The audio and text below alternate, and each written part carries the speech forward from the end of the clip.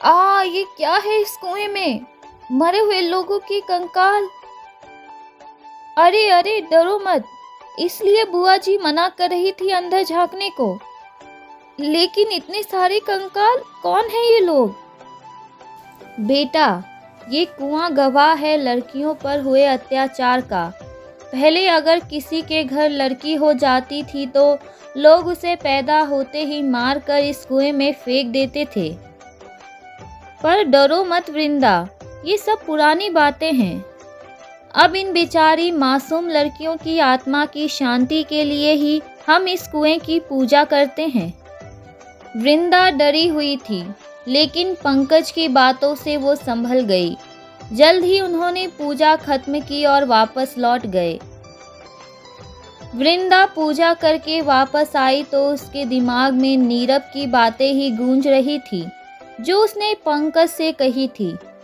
अगर भाभी को मुझसे इतनी ही दिक्कत है तो आप उन्हें कुछ क्यों नहीं बोलते?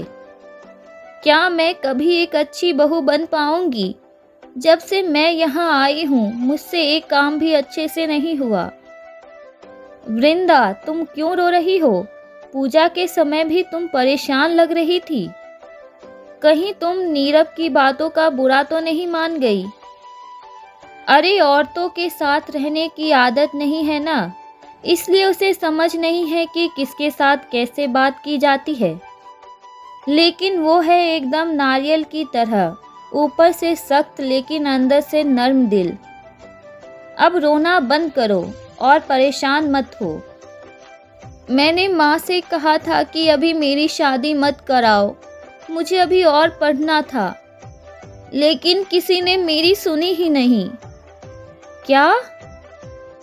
कहीं ये शादी वृंदा की मर्जी के खिलाफ तो नहीं हुई है? वृंदा, पंकज, ऐसी कौन सी खास बात चल रही है? नहीं बुआ जी, कुछ भी तो नहीं। हम तो बस ऐसे ही बात कर रहे थे। अच्छा ठीक है। वैसे बेटा पंकज, मैं तुझे ये याद दिलाने के लिए आई थी कि बहू को पग फेरे की रस्म के लिए मायके लेकर जाना है। जी बुआ जी, हम थोड़ी देर में निकल जाएंगे। और आज ही बहू को वापस भी लेते आना, इसे शाम का खाना भी तो बनाना है। कुछ समय बाद। आओ बैठो।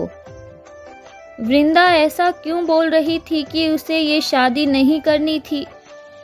शादी के बाद ये बहुत परेशान रहती है। शायद अपनी माँ पापा से मिलकर इसका मन थोड़ा बहल जाए। वृंदा के घर। अरे वृंदा, दामाद जी अंदर आइए ना। वृंदा के पापा, दामाद जी को चाय नाश्ता दीजिए। तब तक मैं वृंदा को पूजा के बारे में समझाती हूँ। और बता मेरी बच्ची, कैसा गया ससुराल में पहला दिन? कोई दिक्कत तो नहीं है ना? वृंदा, क्या हुआ? कुछ बोल तो सही, बस रोई जा रही है। सब ठीक तो है ना? कुछ ठीक नहीं हुआ माँ, मुझसे पहले दिन ही खाना अच्छे से नहीं बना और हर काम में कुछ ना कुछ गड़बड़ हो गई। कभी खीर में चीनी कम हो गई तो कभी चावल जल गए।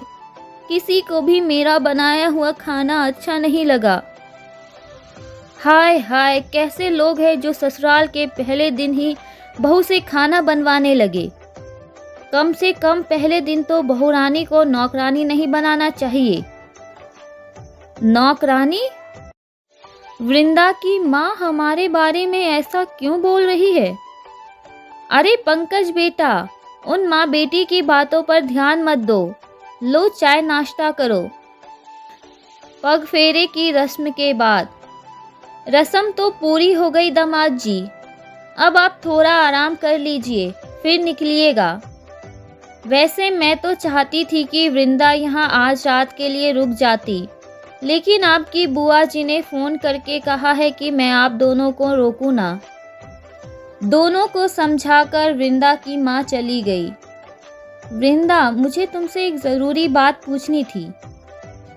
क्या ये शादी सच में तुम्हारी मर्जी के खिलाफ हुई है? अगर तुम्हारा यहाँ से जाने का मन नहीं हो तो तुम यहाँ रुक सकती हो, मैं कुछ महीनों बाद आकर तुम्हें ले जाऊंगा। मैं सबको समझा दूंगा। घर की चिंता ना करो। जैसे मैं पहले सब कुछ संभालता था वैसे ही फिर से संभालने लगूंगा। क्या? मुझे तो अभी भी बड़ा डर लग रहा है वृंदा के पापा। क्या हुआ? वृंदा अभी भी रो रही है क्या? अरे नहीं, वो बात नहीं है। वो क्या है कि वृंदा मांगलिक है और हमने किसी को बताए बिना उसकी शादी पंकज से करा दी। बस, कितनी बार समझाया है मैंने कि इस बारे में कोई कुछ नहीं बोलेगा।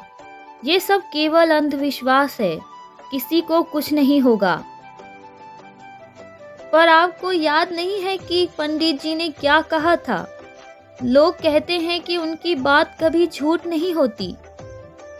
मेरा कहा हुआ कभी झूठ नहीं होता। अगर तुमने अपनी बेटी की शादी पंकज से की तो बहुत अनर्थ हो जाएगा। क्या तुम अपनी बेटी की जिंदगी बर्बाद करना चाहती हो? कहीं हमने पंडित जी के खिलाफ जाकर ये शादी करके कुछ गलत तो नहीं किया? अगर उन दोनों में से किसी को कुछ हो गया? क्या कहा? आप मुझे यहाँ छोड़ने को तैयार हैं? मुझे वहाँ जाकर काम नहीं करना पड़ेगा। आखिर क्या फैसला लेगी वृंदा? क्या वृंदा की माँ का डर सही साबित हो जाएगा? कौन सा तूफान आने वाला है वृंदा और पंकज की जिंदगी में? जानेंगे अगले वीडियो में। कहानी पसंद आ रही है तो वीडियो को लाइक और चैनल को सब्सक्राइब करना ना भूलें। मिलते हैं अगले वीडियो में।